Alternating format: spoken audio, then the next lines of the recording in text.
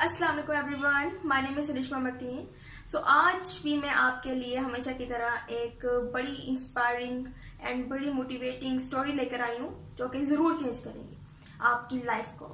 It's about kindness and love. हम कहते हैं हमें प्यार मोहब्बत से पेश आना चाहिए, हमें दूसरों के साथ काइंडली बिहेव करना चाहिए। ये स्टोरी इसी के मुतालिक है। Let's start. एक रियासत का बादशाह था जो कि बड़ा रहमदिल था, बड़ा अदल इंसाफ के साथ अपनी अवाम पर हुकूमत कर रहा था।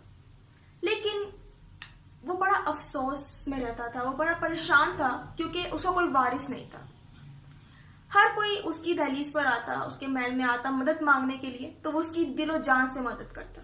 लेकिन ये बात उसे बड़ा बड़ा परेशान करती थी कि उसकी कोई औलाद नहीं थी, उसका कोई वारिस नहीं था जो उसके मरने के बाद इस रियासत को संभाल सके, इस पर हुकूमत कर सके। तो उसने इस मसले का हल निकालने की कोशिश की और आखिरकार उसने ऐलान करवाया कि वो बंदा जिसके अंदर ये क्वालिफिकेशन होगी उसको मैं इस रियासत का बादशाह बनाऊंगा और उसका एक छोटा सा इंटरव्यू लिया जाएगा। आहिस्ता आहिस्ता ये ऐलान लोगों में फैलता गया, लोगों को पता चला इस बारे में, तो लोग खुश हुए।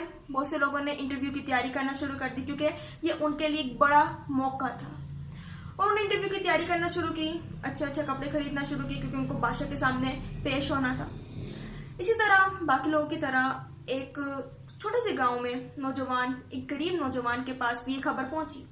उसे भी पता चला कि बादशाह इंटरव्यू लेंगे और एक क्वालिफिकेशन देखेंगे और वो क्वालिफिकेशन ये होगी कि ये इंसानों से मोहब्बत करता है या नहीं। He should have a love for the fellow human beings.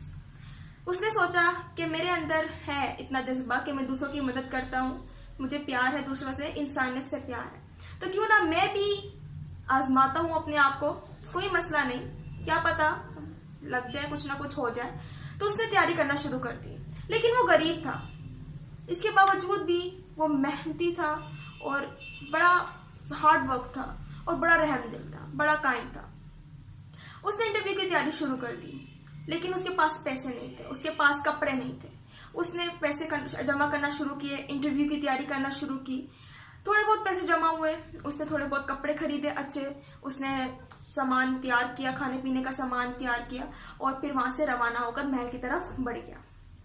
बहुत लंबा सफर तय करने के बाद उसे एक दरख्त के नीचे एक बुजुर्ग शख्स बैठा नजर आया।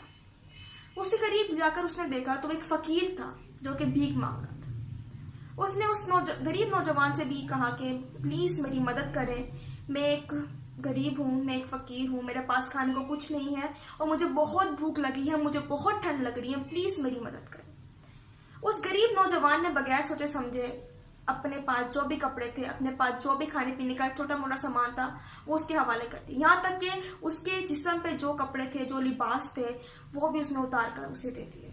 और उस फकीर ने उस गरीब नौजवान का शुक्रिया अदा किया और वो नौजवान वहां से उन्हीं फटे पुराने कपड़ों में महल की तरफ रवाना हो गया। महल पहुंचने के बाद वो बड़ा टेंशन में था, बड़ा कंफ्यूज था क्योंकि अब उसके पास कपड़े भी अच्छे नहीं थे, लेकिन उसको अपने ऊपर बिलीव था।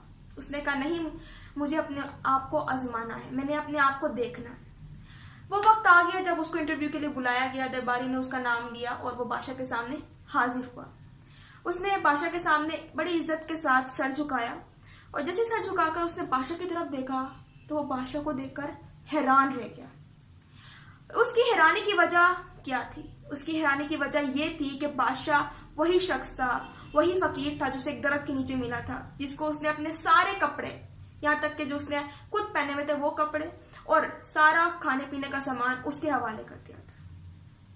वो बड़ा हैरान हुआ कि ये क्या माजरा है। उसने बादशाह से कहा कि बादशाह सलामत, मैं आपसे माजरत चाहता हूँ, लेकिन मैंने आपको देखा है, मैं आपसे मिल चुका हूँ। तो बादशाह ने कहा बिल्कुल नौजवान, मैं तुमसे मिल चुका हूँ, मैं वही फकीर हूँ जिसको तुमने अपने सारे कपड़े दे दिए थे, जिसको तुमने अपना सारा सामान दे दिया था बगैर सोचे समझे। उसने बड़ी हैरानी से जब पूछा कि बादशाह सलामत, आप इतने बड़े बादशाह हैं, इतनी बड़ी रियासत के बादशाह हैं, हुक्मरान हैं, आपको आखिर क्या जरूरत पड़ गई एक फकीर बनने की? तो बादशाह ने बड़ा खूबसूरत जवाब दिया। बादशाह ने जवाब दिया कि अगर मैं बड़ी शान शौकत के साथ एक शाही लिबास पहनकर सिपाहियों के साथ घोड़ों पर सवार तुम्हारे सामने आता तो तुम मुझे हर मुमकिन कोशिश करते इम्प्रेस करने की, लेकिन जब मैं एक फकीर के तौर पर तुम्हारे सामने आया तो तुम्हारी इंसानियत, तुम्हारा प्यार इंसानियत के लिए वो मुझे नजर आया।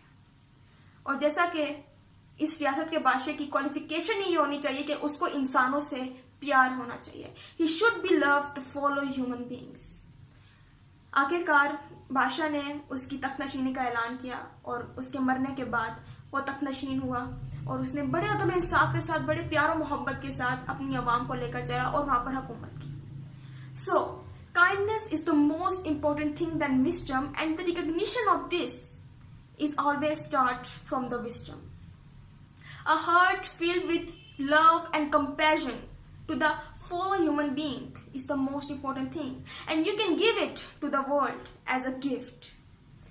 The kingdom in this world, in this land, the king on this land today might be most powerful. He might be most mighty, but he can not take the heart of others. But this kingdom is worthless as compared to a rich heart of a beggar man. So give love to others and be loved from others. So I hope you like this video, you like this story. So please like, subscribe and share, and Allah Hafiz.